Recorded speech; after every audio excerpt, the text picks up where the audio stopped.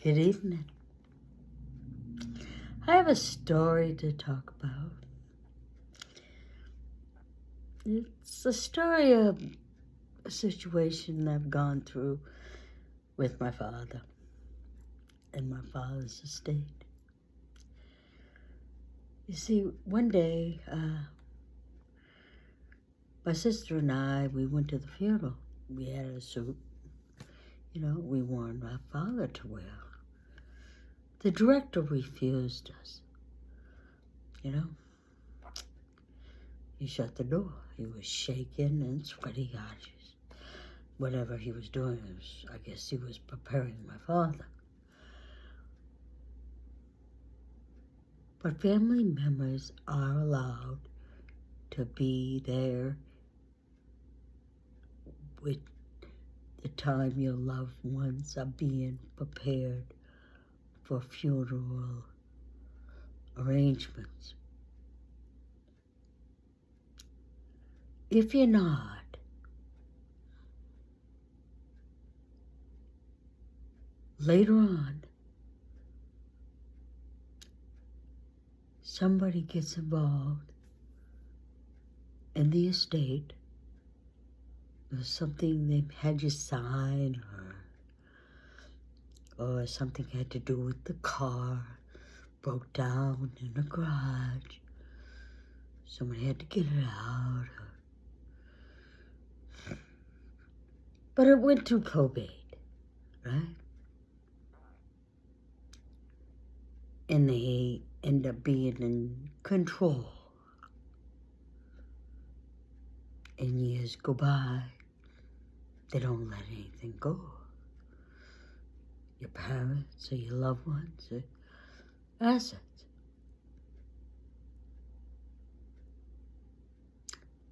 And you ask the military hospital, do they have the blood worker or the diagnose for the day of passing? And before you go to the hospital, the city hall, or you get a letter to go to the city hall to get the paper from the hospital, to go to the hospital. And if you show them, it's sent to a lawyer. It's sent to a lawyer, and it's given either insurance company and years go by. You're waiting for the estate. I've been waiting 17 years. And I had to serve a summons to the person that was still control of the estate. Well, I got it back as affidavit. It said he was able to be there at the preparation, and my sister and I couldn't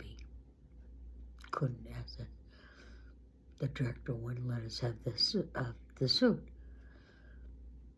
And so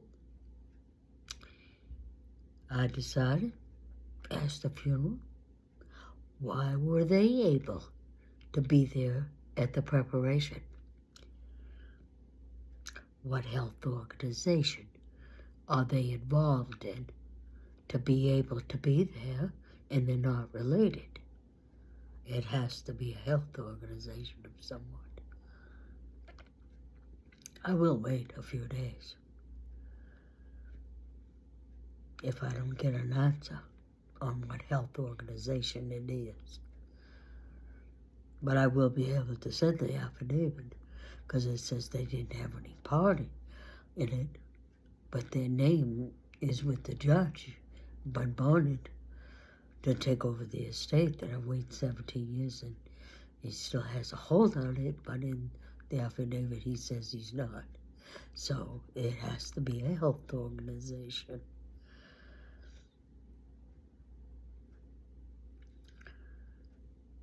What health organization? What happened during COVID? Many people passed. There was a health organization. People had insurance. You know, my father had insurance.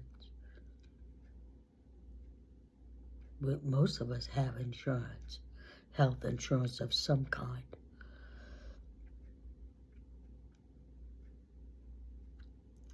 Even if we don't, there's still a hospital insurance that backs people up that don't. And during that COVID, many people died. Did you get your family's assets to the court, or are you still waiting? Was it the biggest takeover of laundering money? That health organization collected the insurance money?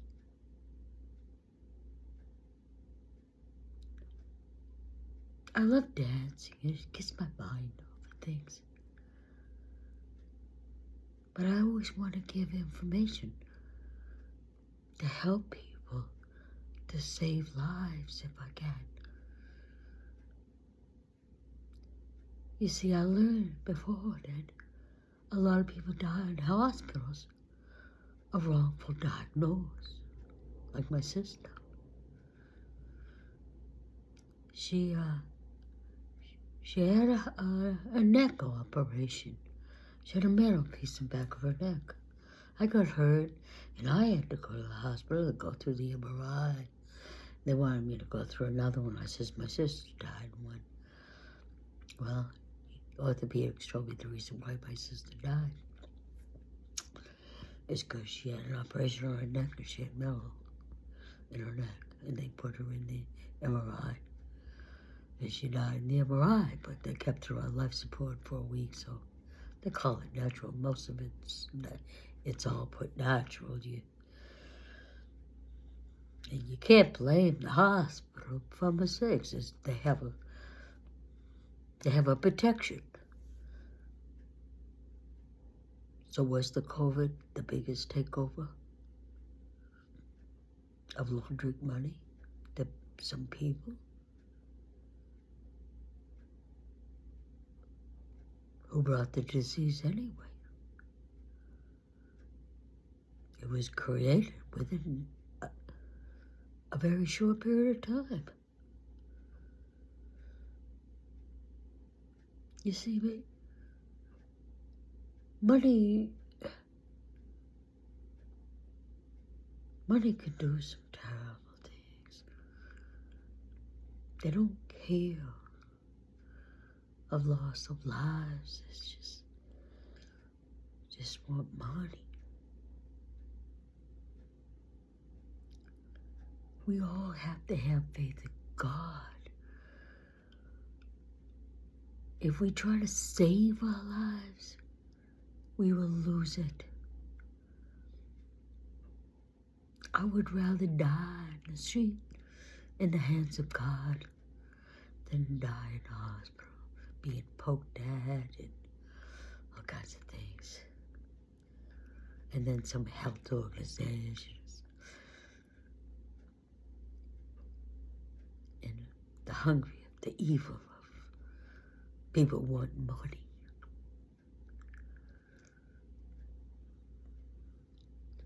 God is very hurt at what's going on in the world. And then cars. You know, everybody needs a car because everybody has to travel so far. But the more cars and people, look at people that have been driving cars all their lives, and they're in the 70s and 80s. And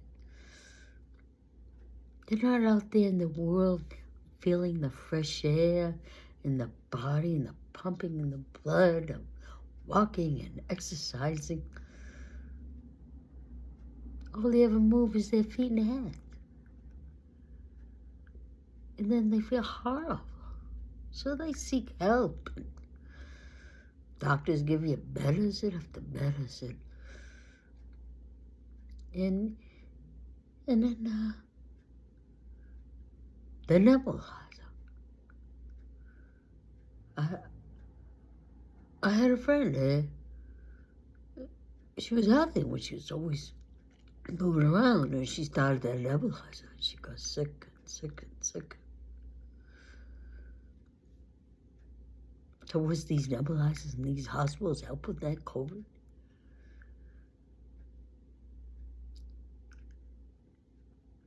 Love the world and save the world. And be happy and feel healthy in yourself. Exercise is great. Think about it. Think about what you should do. If somebody's holding the estate, get an affidavit and try to be there in the funeral during preparation. And if you can't, well, in my state, well, I'll talk about it some other time. But it's the best knowledge I know right now. I'm still fighting. I will get the answer in my other time, but I'll keep up dancing and walking and feeling happy. I don't drive. Maybe once in a while I'll take the bus. But you all have a good evening, and God bless.